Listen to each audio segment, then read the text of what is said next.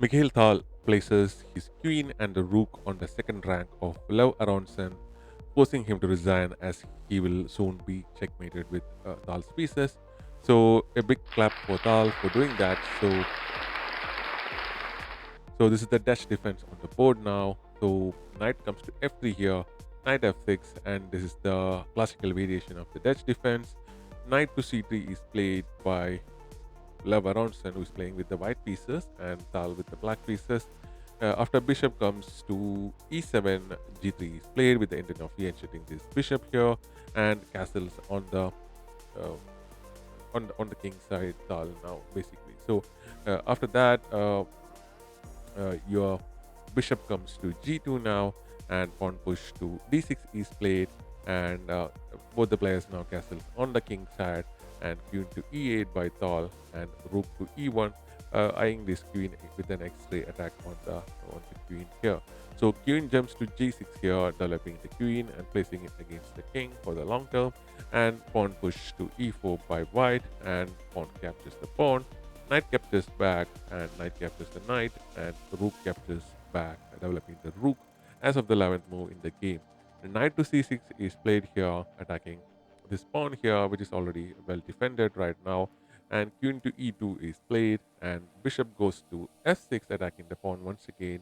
And bishop to d2 is played here, trying to counter this dark square bishop on this dark square diagonal. Pawn push to e5 here, and after the capture, a d pawn captures back, and bishop now comes to c3 here, putting in more pressure on this isolated pawn here on the center on e5.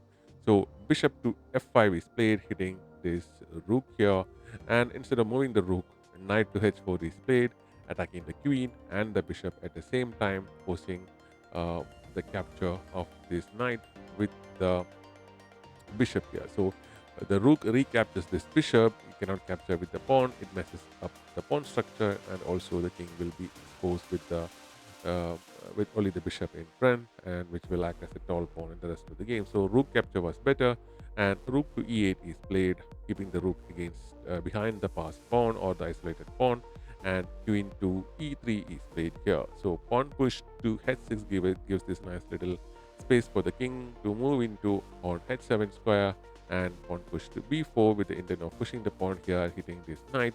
And this knight move, you can capture this pawn if you want to, but it's not a relevant pawn because all the activity is happening on this particular side of the board. So queen to f6 is played here, and the pawn push to b5 is played, and knight goes to d8 by Tal. Now bishop comes to d5 with a check, so there's no hurry to capture this pawn here.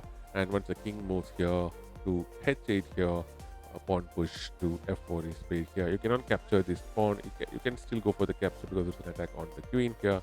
The bishop will be attacking the queen. So the capture happens, and after that, queen gets away to d2, and queen to b6 gives a check, and the bishop covers the check, forcing the queen to go to g6 again, keeping up the battery with the bishop, and also putting in more pressure on the king here. So because of that, you cannot capture with the pawn.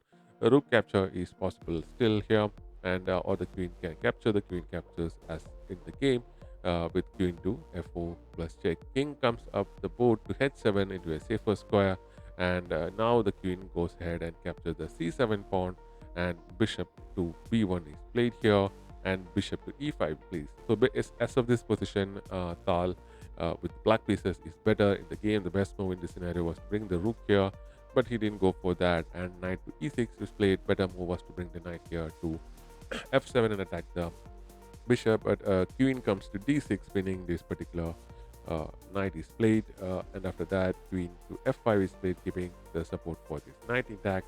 Bishop drops to f4 here, and after that knight to g5 is played, and queen goes to b4 now. So bishop comes to e4, and after the capture of the bishop, the best move was to bring the rook here.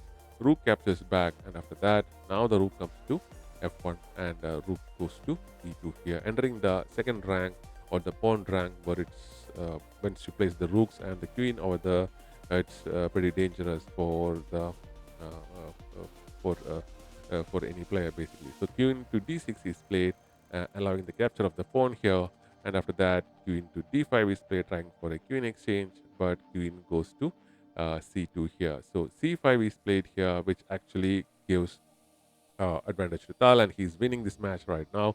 The best move was to cut off this queen and try for a queen exchange by placing the queen over here. So rook now comes to d8, trying to attack the queen, and once the queen move, you can place the rook here, or maybe try to counter attack and try to get this bishop exchanged off. So bishop comes to d6, cutting off the attack on the queen, and rook now goes to e8, trying to bring the rook over here, and bishop goes to e5, cutting it off. Rook captures the bishop, and queen goes ahead and captures this particular rook here, because after the because once this rook comes here, it will be pretty much game over.